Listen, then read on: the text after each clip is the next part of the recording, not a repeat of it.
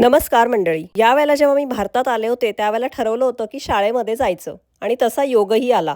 इयत्ता 1ली ते 4थी माझी शाळा होती डेक्कन एज्युकेशन सोसायटीची नवीन मराठी शाळा. ही शाळा म्हणजे नुसती शाळा नव्हती तर माझ्या आयुष्याची सुरुवात होती. या शाळेच्या आठवणी माझ्या मनात अजूनही ताज्या आहेत. हे चिंचेचं झाड ज्याच्या चिंचा कितीतरी पिढ्यांनी खाल्ल्या असतील. या चिंचेच्या झाडाच्या शेजारी हा होता आमचा माती कामाचा वर्ग, जो मला सगळ्यात जास्त आवडायचा. इथे आम्हाला चिकण माती दिली जायची आणि त्यातून आम्ही वेगवेगळ्या गोष्टी बनवायचो. या माझ्या शाळेची दगडी इमारत आणि कौलारू छप्परांमध्ये आमच्या बालपणीच्या आठवणी तर आहेतच, पण आमची स्वप्नही इथे घडली असावीत. आजकाल शाळांच्या इतक्या मोठ्या इमारती असतात, AC वर्ग असतात, पण ती आपुलकी नसते जी या शाळेने आम्हाला दिली. इथल्या शिक्षकांनी अक्षर ओळखीबरोबरच संस्कारही आम्हाला दिले.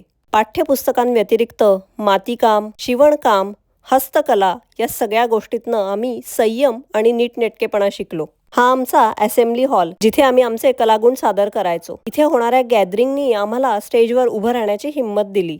या शाळेमध्ये फक्त मीच नव्हते बरं का, तर माझ्या बाबांपासनं ते माझ्या लहान भावंडांपर्यंत सगळेजण आम्ही याच शाळेतनं शिकलो. त्यामुळे आमच्या प्रत्येकाच्या या शाळेबद्दल तितक्याच खास आठवणी आहेत. 1ली ते 4थीपर्यंतचे वर्ग कुठे होते, आम्हाला कोणत्या शिक्षिका होत्या, कोणत्या बेंचवर आम्ही बसायचो, वर्गामध्ये कोण कोण मुलं मुली होते, हे सगळं मला इथे आल्यानंतर आठवत होतं. शाळेची घंटा हा एक जिव्हाळ्याचाच विषय असतो नाही का.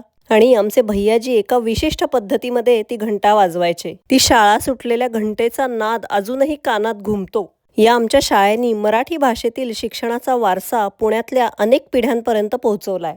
जितकी जुनी ही शाळेची इमारत आहे तितकीच जुनी मला असं वाटतं इथली झाडंही असतील. आमच्या शाळेमध्ये बऱ्याच ठिकाणी बुचाची झाडं होती. या बुचाच्या फुलांचा मंद असा एक सुगंध येतो. मधल्या सुट्टीमध्ये किंवा शाळा सुटल्यानंतर ही बुचाची फुलं वेचणे हा आमचा एकमेव आवडता उद्योग होता. आज ही फुलं वेचताना बालपणीच्या आठवणी आपसुकच वेचल्या गेल्या. पुणे शहरामध्ये मराठी माध्यमांच्या शाळा कमी होत आहेत. इंग्रजी माध्यमांमध्ये आपलं पाल्य शिकलं पाहिजे हा कल आता जास्त वाढत चाललाय. अशा परिस्थितीमध्ये पण नवीन मराठी शाळा पुण्यातली एक जुनी, सांस्कृतिकदृष्ट्या समृद्ध आणि अजूनही गुणवत्तापूर्ण मराठी माध्यमाचं शिक्षण देणारी एकमेव शाळा आहे असं मला वाटतं.